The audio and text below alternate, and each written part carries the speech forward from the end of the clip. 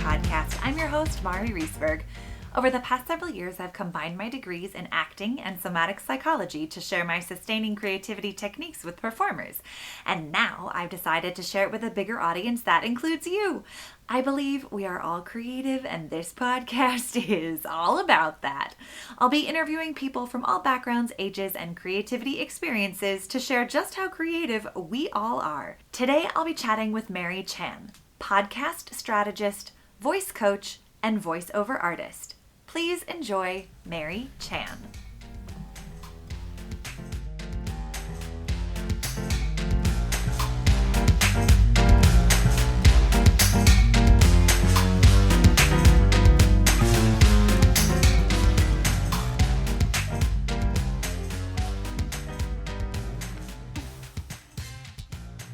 Welcome to the Sustaining Creativity Podcast. Today, I am here with Mary Chan, podcast strategist, voice coach, and voiceover artist.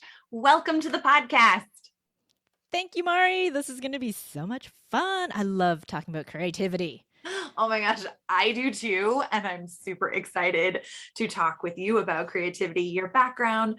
I listened to a couple of your own podcasts, and so I'm super excited to chat more about it. But before we dive in, if you could just let our listeners know a little bit more about who you are and what you do.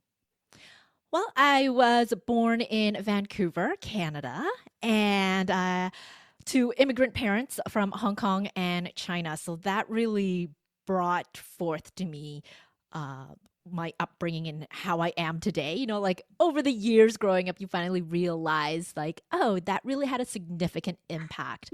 And especially on the creativity side too, which, you know, I'll get into, but it was because of their almost like strict growing up rules that I felt very locked in. But in high school, when you have to do those career prep questionnaires and things, it turned out being in radio was one of my top 3 career choices. And I just went, oh my gosh, my parents are going to kill me. Because it's not a doctor, it's not an accountant, it's not that type of a field. But I went with it. And I remember telling my dad saying, I'm going to go to radio school. Or broadcasting, because I didn't have, I went to Chinese school, but we dropped out when I was in grade 3 because finances and things. So I only have a very elementary conversational Chinese with my parents, and they don't speak English very well. So we had this language barrier. But anyway, long story short to say, I told him, well, I'm going to broadcasting school. And then he's like, what's that? I'm like, well, you know how we watch the news every night? And there's people on TV and they talk about the news. That's kind of like broadcasting, but on the radio, just a little different. And then he said, oh, those people, they wear a new outfit every day. They must get paid very well. Little did he know. Yeah, that sounds great. Because he was only thinking about my finances and financial stability. And he didn't know actually that the broadcast industry actually doesn't pay as well as he thinks it does. But it was all because I wanted to be fun, creative, and not have to have a typical 9-to-5 job. And so I went into the radio career and established that and did that for about 20 years. But then, like any large corporation, I got downsized in 2018. And from there, I knew I didn't want to move to another city for radio because I had a young daughter at the time. And we've lived here now in Victoria, BC, outside of Vancouver, for 15 years working at the same radio station. So I was like, I don't want to move. This is it. Yeah. What can I do? Again, then the creative brain comes in, right? Like, what can I do? I mean, I can go and work at an office. I can go and work at, wherever, but that would suck my soul out of me, I thought. So luckily enough, I listened to a lot of podcasts. And through that, I could hear the different nuances of maybe they're using this microphone. Maybe they're recording in their office with the no blinds put down so I can hear echo and reverb. And this is all from the radio training that I did because I used to make commercials. Ooh. So then I just said out loud one day, just like a rhetorical question, but my husband was there. And I said, could I do this instead and help people with their podcast? And he just said, yeah, of course you can. I'm like, I can what? he's like, yeah, you work from home, start a business, da, da, da. I'm like, I'm doing what now? And so now I have a podcast production company and I consult people with their podcasts. I love it. And it's so needed. There are so many podcasts coming out every day, it feels like. Yeah, it is. And so having someone to turn to help, oh my gosh, you must be busy. I imagine you're busy. Or I guess I hope you're busy. Well, like I said, I started this in 2018 and I kind of said to my husband, I'm like, okay, let's try this for a year because I don't know what I'm doing. I don't have a business background or a degree. I just want to be able to bring food to the table was essentially the main goal. Right. Can I still bring in enough money to help you out? And, it's now 2022 and I still got the business. So yeah. Congratulations. That's awesome. I love it. And do you still also do kind of like the side gig voiceover pieces? Yeah. So when I started the business, it was just to help clean up the audio, put things together because I have that audio editing skill background. Mm-hmm. But then, of course, I started my own podcast with a friend of mine, and we were talking about being a homestay family to international students that study abroad.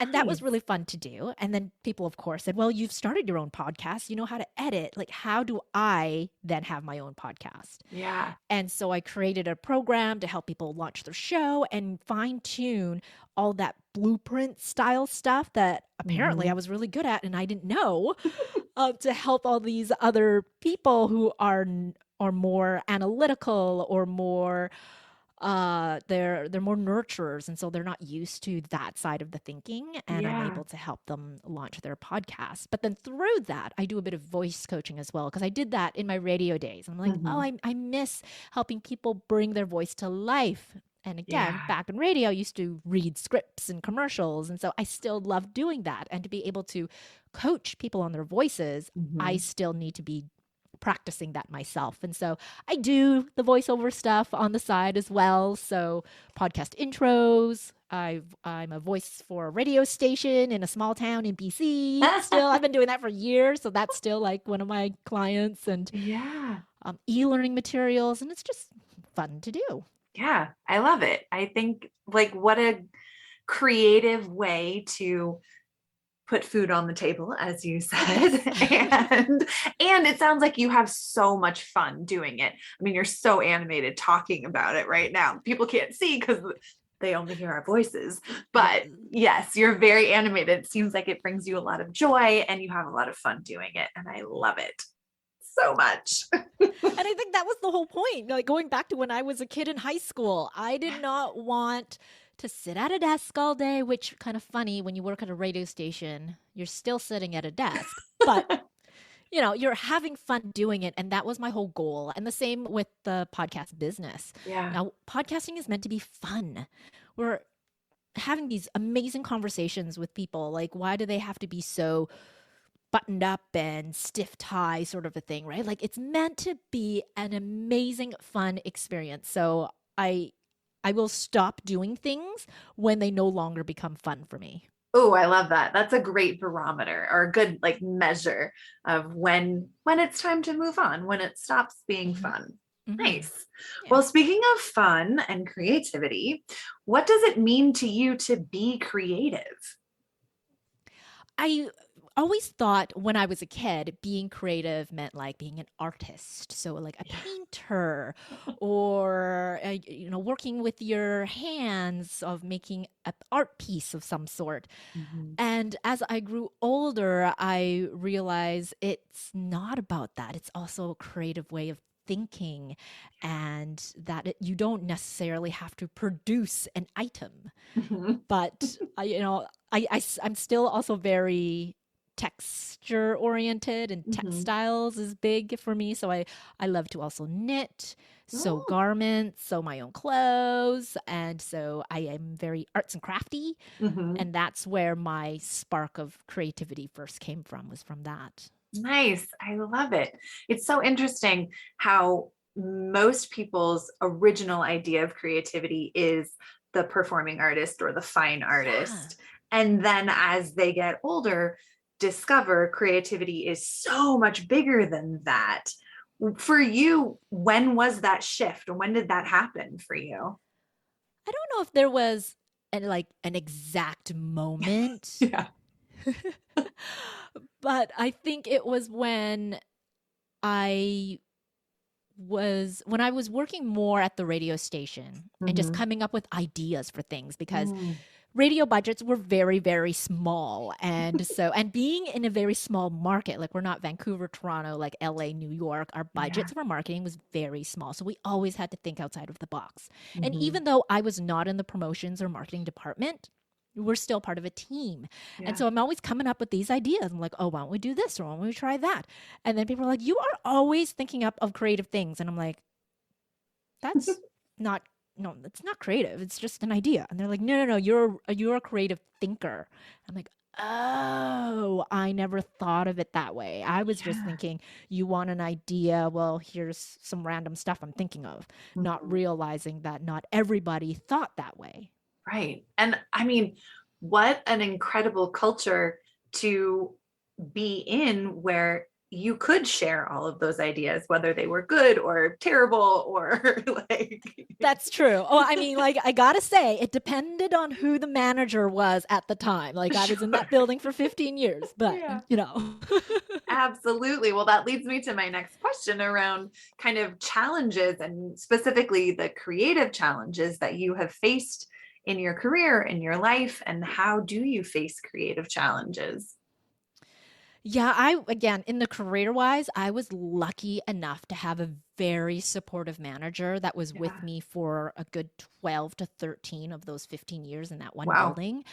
And so we worked so well together that whenever I had a problem or anything, not even to do with work, I knew I could trust him. So it's building up that trust factor with someone. But then when he got let go first, being downsized from the industry, I struggled with figuring out how to work with this new manager, because when I brought up ideas, I think he felt it was more about me complaining, but I was trying to support, because I'm like, I've been in this position for so long. Here's what I see. Yeah. And so then it's coming up with, okay, I see where he's coming from. Again, the creative thinking, how can I reframe this so that he understands where I'm coming from? Not just trying to tell him, I've been here for so long, so it should be my way, right? I was just trying to show him, okay, this is what I see. Here's where I think can be improved, whether you take that idea or not, but just being able to be aware of how somebody else is thinking so that you can communicate more to their level. I mean, it works as well with my daughter. She's 6. And so it's hard to communicate with a 6-year-old sometimes, especially when she was in her toddler years.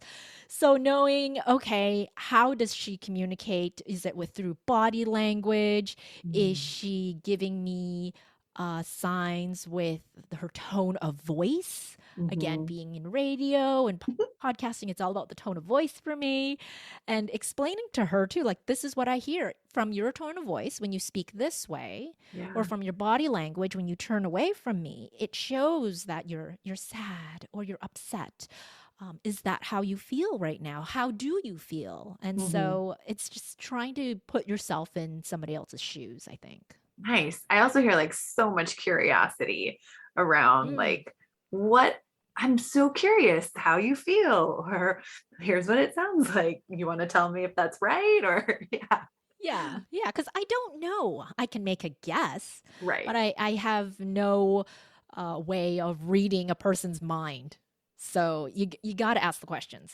So true. And such a good reminder, because I think we as humans make a lot of assumptions, or our brain is constantly like taking things from past experiences and bringing them to the present, or projecting things into the future and saying, oh, it's going to be the same way. So ask those questions. It's super important.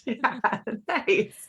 Well, having a daughter who's 6, I'm really curious about your own childhood creativity experience. And what's your earliest memory of being creative? It's back to my mom. So being a person who immigrated to Canada, knew no one. She only knew my dad.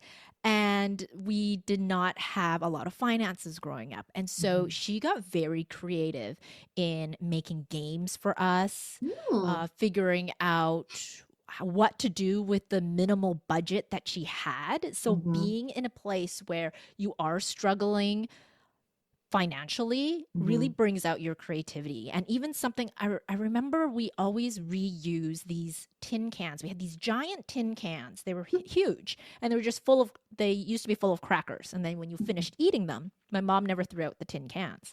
She would cut them in half, but like diagonal, corner to corner, and then cut them around so that you've got two triangular shape. Is that the right shape? I think so. If I'm picturing it how you're describing it. Okay. And then essentially she hammers in the rough edges so they're no longer sharp. And then you lay them open, and now you have two dustpans. And then she would and attach like an old broomstick or something so that it's still a standable dustpan. And it was because she didn't want to go out and buy a dustpan. She had these items. What can she do with these items? And it wasn't until I was much older that I realized how creative she was. You know, being a kid, I thought, oh, just go out and buy a dustpan. Like, it's so embarrassing when my friends come over and you've got this cookie tin makeshift dustpan. Like, really, can't you just go get a dustpan? But she was showing us her creativity. Yeah, I love it. I mean, yes, I have a visceral experience of having friends over me. Like, can't you just get the normal, in quotes, the normal thing? Yeah, exactly. Yeah. And no, that was not what we were doing. That's not what you did. And so get the creativity and figure it out. Nice. Do you find that you do that yourself with your own daughter? Like turning something into something else? And yes, a lot, because I'm also quite frugal because of the way I was brought up. So I always say things like, we're not buying things just because you want it, or I want it, or dad wants it. Let's figure out, maybe we can make one together. Wouldn't that be fun? And she'd say like, what? How? And then I could show her, like, we have these pieces and these parts and we can create something that's similar or even better. Imagine if it was even better than what you bought. And she gets right into the creative side of creating things as well, because she, I guess, apple doesn't fall from the tree, I guess is the saying. It goes. Nice. I love it. Is there anything that you did as a kid creatively or just in your life as a kid that you have sustained as an adult? Just my need to create, I think. Yeah.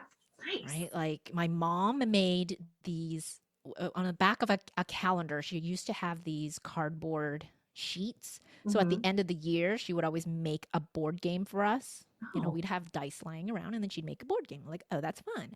So now I've done that with my daughter too. I like just ripped off the sheet of the calendar for the month, because it was a pretty large sheet. And I'm like, let's make a game. And just trying to trying to show that we don't have to do things one way, that it can be a fun thing to think of new ways of doing things. And now I can see her really being empowered and trying new things, because I'll say, we need to do XYZ, please do it this way. And she's like, well, no, why do I have to do it that way? I'm like, oh no, I've created a monster.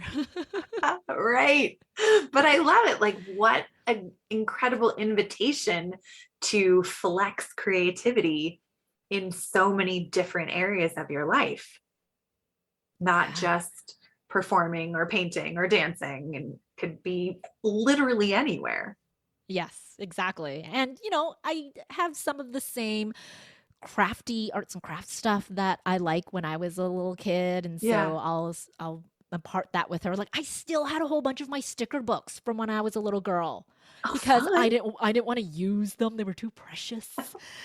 And so I had some like really nice ones. And of course, I'm turning 42 this year. Like, these stickers are old. Some of them weren't sticky anymore. But I still gave them to her and I said, you know what, we can put glue on the back of them. Like, what can we do with these? Let's use them because clearly I didn't use them. And so things should be used and used with Yeah. love. And what would you like to do with these? I love it. I was going to say we're probably about the same age because I recall bags and bags of stickers that I found not too long ago. Oh, like, no. oh my gosh, what did I do? What was I planning to do with these? Yeah, exactly. But I love that. Being able to hearing you say that you were saving them, they're precious. I recall that experience as well. So I'm trying not to make my daughter a hoarder like I was. Like, let's use these with love because they're meant to be used. Yes. Exactly. Oh my goodness. Well, it sounds like there's so much inspiration in your life, not only from your parents, but your daughter and just the things that you do. But if you were to think of, things that inspire you or people that inspire you that you haven't mentioned, who comes to mind? Who or what? More family. Again, I would say my mother-in-law in the early 2000s. My brother-in-law was having his first child. So it was the first granddaughter of that side of the family. And so my mother-in-law started knitting this blanket.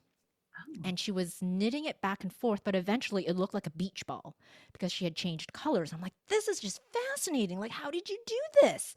And I had always put off knitting. Like, I didn't want to knit at all because my mom did that as one of her side jobs. Like, she sewed. She was a seamstress. She brought yarn home to knit sweaters. Like, she did a whole bunch of odd jobs to try and put food on the table. Yeah. And so I always thought knitting and sewing was a job. And I never thought of it as creative. And so I didn't want to do that. Yeah. But when my mother-in-law was like, oh, it's simple. I'm just knitting back and forth, but you just stop knitting at a certain point and then it creates a circle shape. And I was like, I have to learn how to knit now. And I don't know what really just drew me to that and why her and not my mom.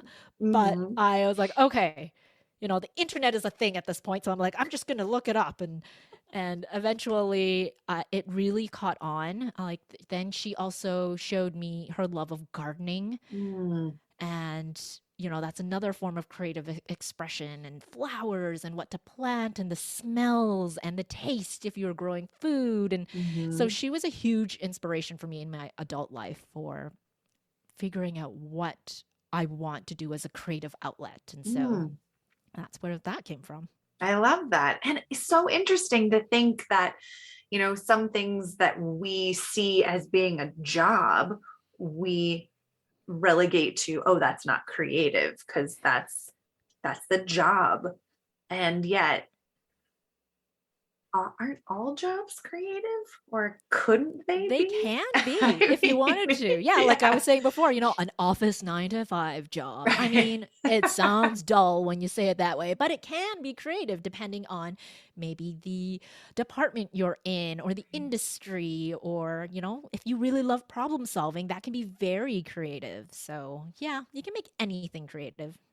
Absolutely. I totally agree that you can. It's so much fun. Well, when you think about people who may not consider themselves to be creative, how would you encourage them to find creativity in their lives?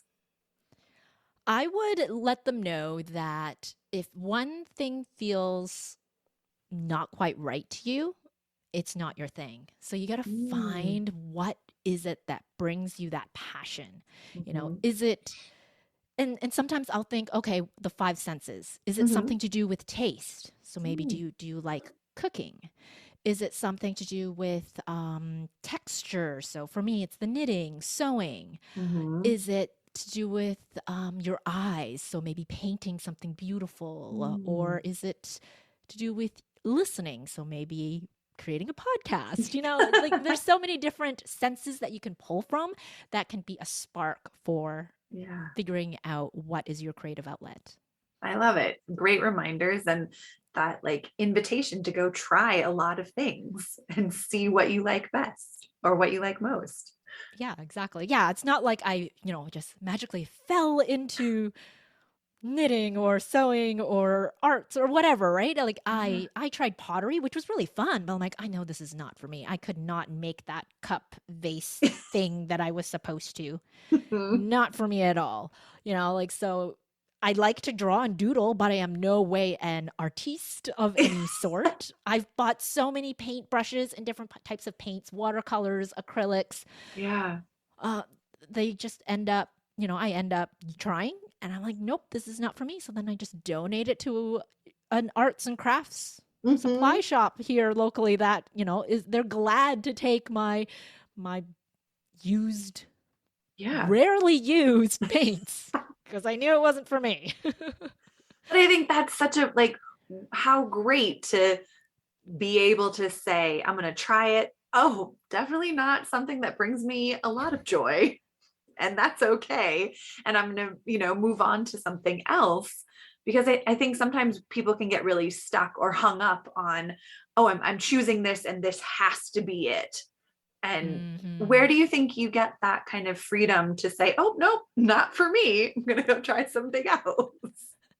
Well, I think being the youngest of three definitely helped because I could do no wrong, it felt like. And so I could try a whole bunch of different things. But then also realizing that we all make mistakes. Nothing is ever perfect. And I would even bet, like, if we think of a creative painting, they're just trying out to see what works. And then they're like, oh, now it's kind of working. And then it's a finished product. So it doesn't have to be perfection because what is perfect? Exactly. Nice. I read a quote earlier today. Some famous painter whose name I'm not going to remember, but said, every painting starts with an idea and it's probably not a good one. Yes. I was like, oh, I like that. I'm going to use that. That's great. Yeah. And even like in my knitting life, I've since, if it was around 2003 was when my niece was born. So I've been knitting since then. So a lot of people are like, oh, wow, you're so good at knitting and you create such great things. And oh, I could never do that. But knitting essentially is one stitch at a time. You got to do it one thing, another one, and another one. Yeah. And I still make loads of mistakes. Like math is not my strong suit. There's a little bit of math involved sometimes with knitting. Right. And, I just finished a sweater last year and the sleeves were a little big. I either could have ripped it out and started over because that's the great thing about knitting. It's just yarn. Or you can leave it and it's just a baggy sweater. I left it because that's just my personality. So it's not wrong. It's just a different style now. Perfect. I love that. No, but I think, I also knit and crochet. And so I understand that world and how it can, best laid plans don't always happen. Yeah. when you're working on a sweater or socks or something like that. So exactly. Yeah. Definitely. And in your podcasting world, I'm so curious around kind of the podcasting strategy or voice coaching. What version of creativity shows up in that for you? Oh, it's so great to problem solve someone's problem of, it could be, I don't know what to do with my podcast. I just feel so overwhelmed. I have the idea of it, but where do I start? And then I can come in and help them and say, okay, well, you've got these pieces done. These are great. Here are some pieces that might need some tweaking. Here are my ideas. And then here are the things that still need to be done. And just their light bulb aha moment, like, oh my gosh, how did I not see that? And I'm like, sometimes it takes a different person to different perspective. But then for like the audio editing part of the creativity, sometimes, like your show, it's an interview-based show. So most of the time there's not much editing involved, but there is still that cleanup of making sure that the guest still sounds as natural and polished as they are and being able to, for example, I did have one show once where the guest was living in an open space area, which had a farm outside. There was a lot of roosters, and trying to be creative to take the roosters out of the audio with some software that I have. And so just being able to play and massage the audio around is quite fun. And to order things into different spaces. And so there's another podcast that I work on that's more narrative. So it's more story driven. And they went out and interviewed 2 or 3 different people. And then we had to come back and figure out, okay, what are the best parts to create a cohesive story? And then writing out an intro, outro, and the layering pieces that are in between. So figuring all of that out and hearing the story and finding the right music and sound effects to really bring that emotion to life is just lots of fun for me. Oh my gosh, it's like putting a puzzle together or like detective piece. I love it. Yeah. Nice. That's wonderful. It has been such a treat to chat with you. And I have one last question. What does it feel like in your body to be creative? If it's the podcasting work, it's when I'm just so stuck to the screen and I don't realize that time has passed. I mean, that can happen as well, I guess, in the other things in my life, like the gardening and the knitting and the cooking and stuff. But like really, when you're editing a show, you're just so entranced by the audio and you don't even realize that you're hungry or you're thirsty or when was the last time you went to the bathroom because you're just like so entrenched in everything. And you look up and you're like, oh, I should probably at least get up and stretch. So it might feel a little stiff sometimes in my creative work because I'm just sitting down and doing the knitting, doing the editing, doing whatever it is. Yeah. Nice. So in that flow space, it sounds like where time, like everything just falls away and you're so focused in the present moment. Yeah. I love it. Well, thank you so much for taking the time to chat with me. And if people want to learn more about your podcast strategy services, your voice coaching, how could they go about doing that? So you can find me on my website. It's organizedsound.ca because I'm Canadian, and organized with a Z, not Z, because I'm Canadian, versus an S. Some people spell organized with an S, but that's the distinction I make. And I'm usually on LinkedIn or Instagram. You can find me on Instagram at Organized Sound Productions. Awesome. Wonderful. I will add that to the show notes. And again, thank you so much for chatting with me about creativity. It has been such a treat. Yes. Thank you, Maria. It's totally fun. I love your show. Thank you.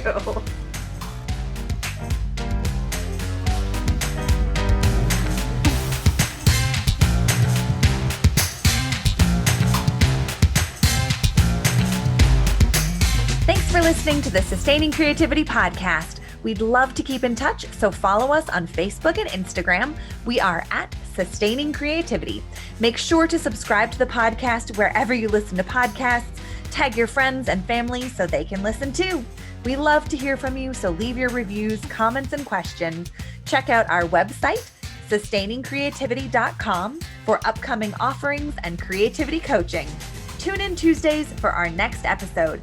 And remember, with creativity, anything's possible.